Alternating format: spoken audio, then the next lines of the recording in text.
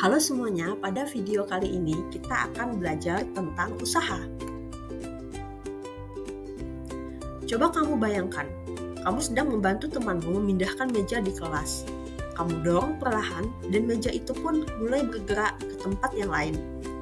Tapi pernahkah kamu berpikir mengapa meja bisa berpindah setelah kamu dorong? Apa yang sebenarnya kamu berikan pada meja itu? Ya, benar sekali, kamu memberikan gaya dorong. Namun, apakah setiap kali kita mendorong benda, itu selalu disebut melakukan usaha? Nah, itu belum tentu.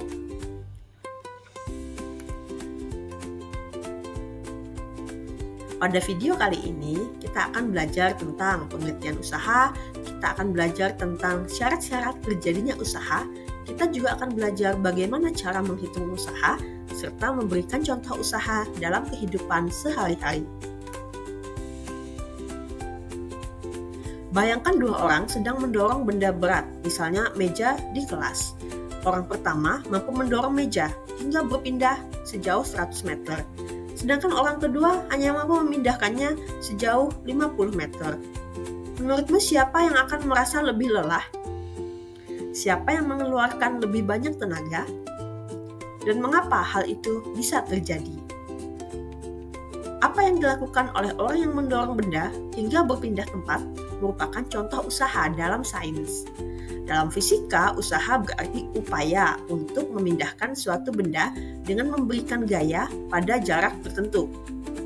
Usaha juga dapat kita katakan sebagai hasil kali gaya dengan perpindahan benda yang searah dengan gaya tersebut. Usaha dilakukan ketika suatu gaya mengakibatkan benda berpindah. Jadi dapat kita katakan syarat terjadinya usaha adalah yang pertama, ada gaya yang bekerja pada benda. Yang kedua, benda mengalami perpindahan searah dengan gaya tersebut. Sekarang coba bayangkan kamu mendorong benda yang sangat berat. Kamu sudah berusaha keras, tapi ternyata benda itu tidak bergerak sedikit pun. Menurutmu, apakah kamu sudah melakukan usaha? Mengapa demikian? Nah, jika kita memberikan gaya tetapi tidak ada perpindahan, maka tidak ada usaha. Contohnya mendorong tembok yang tidak bergerak.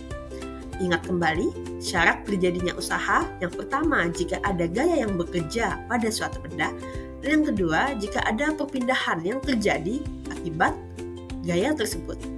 Karena tidak ada perpindahan, walaupun kita sudah memberikan gaya sangat besar, maka kita juga katakan tidak melakukan usaha. Contohnya adalah mendorong tembok tetapi temboknya tidak bergerak.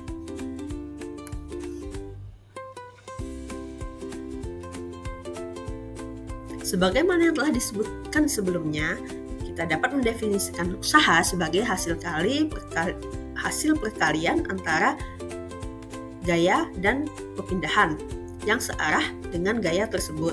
Sehingga secara matematis dapat kita tuliskan W sama dengan F kali S. W adalah usaha dengan satuan Joule, F adalah gaya dengan satuan Newton, dan S adalah perpindahan dengan satuan meter.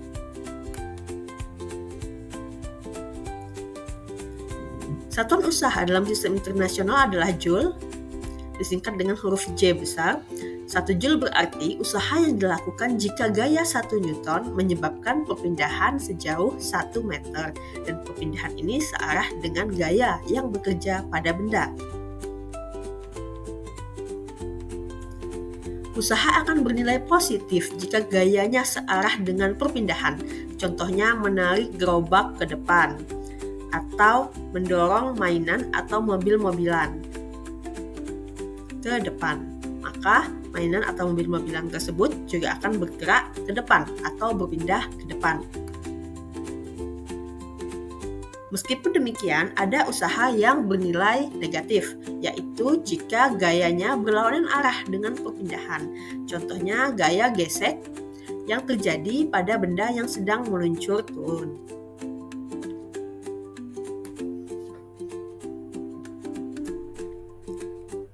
Kemudian, jika ada lebih dari satu gaya yang bekerja pada benda, maka usaha total ditentukan dari resultan atau penjumlahan gaya yang dikalikan dengan perpindahan. Contoh usaha dalam kehidupan sehari-hari antara lain mengangkat buku dari lantai ke meja, mendorong kursi hingga kursi bergeser, atau menarik gerobak di jalan hingga gerobak tersebut bergerak mengikuti arah gaya. Sedangkan usaha dalam kehidupan sehari-hari juga dapat dilihat dari banyaknya aktivitas, misalnya saat orang mengangkat barang ataupun saat orang sedang mengayuh sepeda.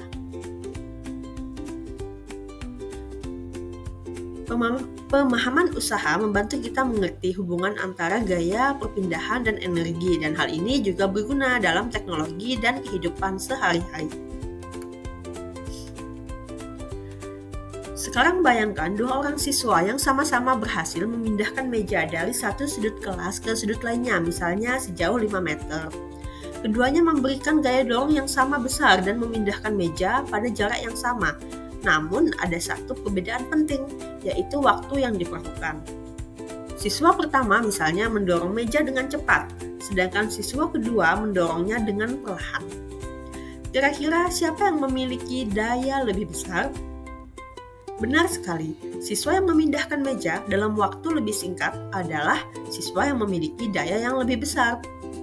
Meskipun usaha yang dilakukan sama, daya yang dihasilkan berbeda, karena daya bergantung pada seberapa cepat usaha tersebut dilakukan. Secara matematis, daya dapat kita rumuskan sebagai P sama dengan W per T, di mana P adalah daya dalam satuan watt, W adalah usaha dalam satuan joule, dan T adalah waktu dalam satuan detik. Demikianlah video mengenai usaha. Terima kasih dan sampai jumpa di video yang lainnya.